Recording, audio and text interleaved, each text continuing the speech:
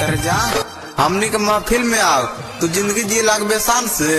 हमनी के दुनिया जाना हो भूया ब्रांड के नाम से।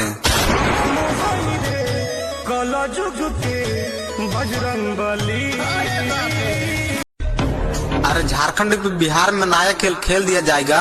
अरे झारखंड पे बिहार में नया खेल खेल दिया जाएगा। बेटा जो मांझी जी से रंगदारी करे उसको भूया टोला में पकड़ के रेल दिया जाएगा।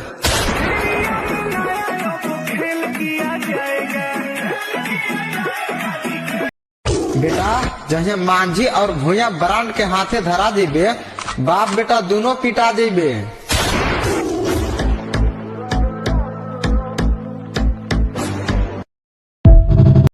कर जा तरह रंगदारी तो हिलाओ प्रखंड गे जात के भूया ये सब घमंड गे।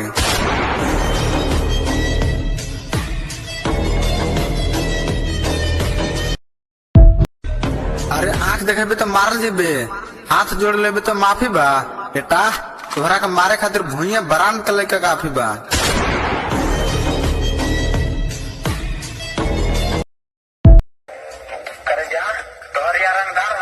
झारखंड बिहार में चला होकर चला ना भैया जी पत्ता के करे जो नोच लेता केस ला लेता थाना।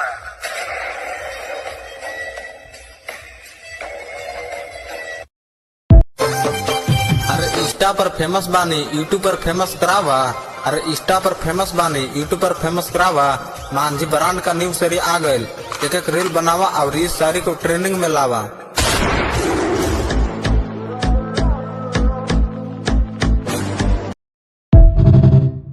अरे नक्शों को मुहताज नहीं आपने राहें खुद बनाते हैं।